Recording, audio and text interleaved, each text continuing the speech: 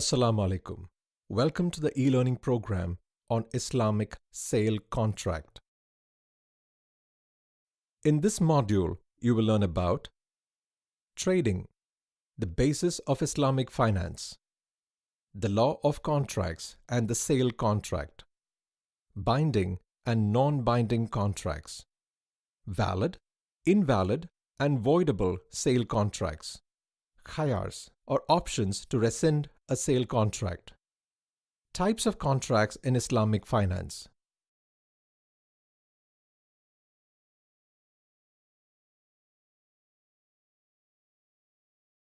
This is Najma. Her husband Kabir owns a small grocery. Najma is a wonderful homemaker. But why does she look worried? Her cousin Fatima has a new convertible, and her friend Nabila recently bought a villa while she continues to live in a rented house. Kabir also aspires to own a new car and a new villa, but he does not have enough money. And being a true believer of Islam, he does not want to borrow money on riba. Kabir confides in his friend Yusuf of his financial worries. Knowing that Kabir does not want to borrow money on riba, Yusuf directs him to an Islamic bank. Trading, the basis of Islamic finance.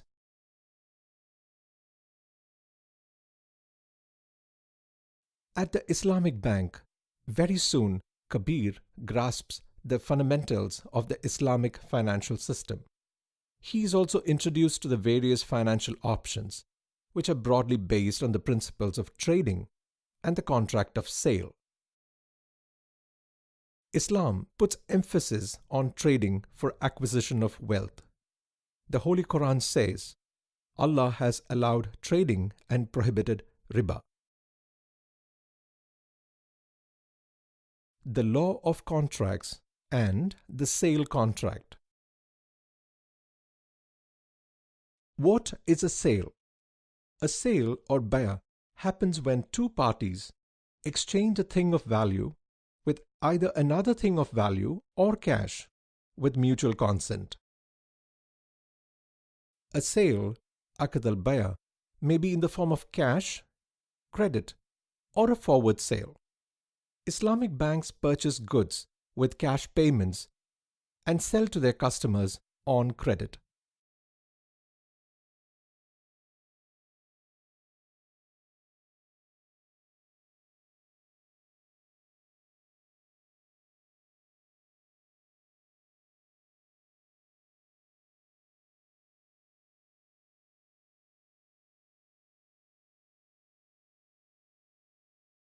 Islamic law of contracts.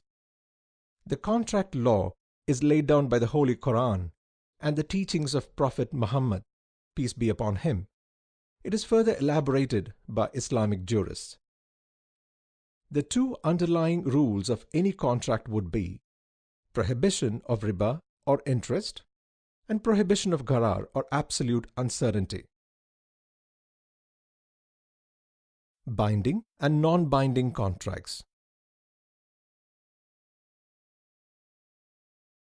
Sale or bay'ah and lease or ijara are binding contracts. Partnerships and agencies are non-binding contracts. Let's understand the nature of such contracts. Binding contracts. After a sale is executed, none of the parties involved can cancel or amend it unilaterally. This is irrespective of upward or downward movement in prices. If prices increase during the year, Rashid cannot ask for a higher price or cancel the sale. And if prices fall, Hamid cannot back out to avoid the loss. Similarly, an ijara or lease cannot be terminated before the agreed time without the mutual consent of both the parties. Since partnerships and agencies are non-binding contracts, any of the partners can exit from the partnership with prior notice to the other parties. Even non-binding contracts can be made binding with mutual consent. For example, the partners in a business can mutually agree that for continuity of the business, no partner will terminate the partnership within 2 years. Valid, invalid, and voidable sale contracts.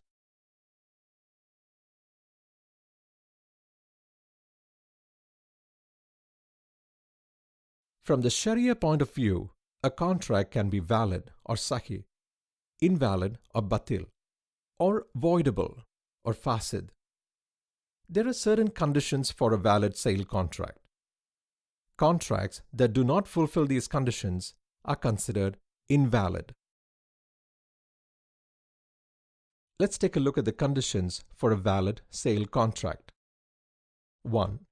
The contract should be free of all factors prohibited by Sharia. 2. The parties involved in the contract must be mature and sane. 3. There must be an offer and an acceptance. In the case of banks, it has to be formal and with free mutual consent. 4. The subject matter or mabih of the contract must be valid.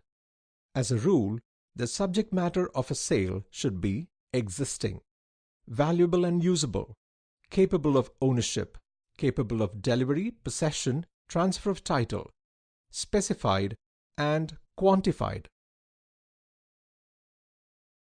5. The seller must have the sale item's title and ownership at the time of sale. 6. Any condition that might be against the very objective of the contract or could cause riba or gharar should not be made part of the sale agreement.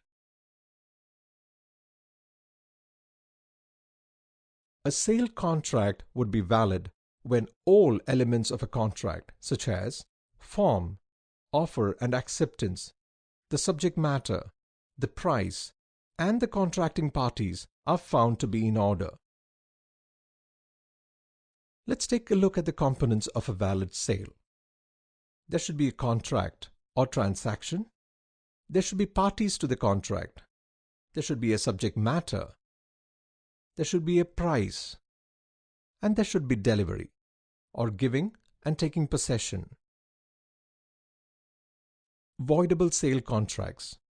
If minute specifications of the subject matter or the conditions of lesser importance are not fulfilled, the contract would be voidable till the defect is removed. For example, if a bank purchases 1,000 bags of fertilizers from a factory without specifying where the fertilizer is to be stored, the transaction would remain voidable as long as the location of the storage remains unspecified. Conditions in a sale contract like, I will sell you my car provided Rahman sells me his car, or you sell me your house provided I give you a loan.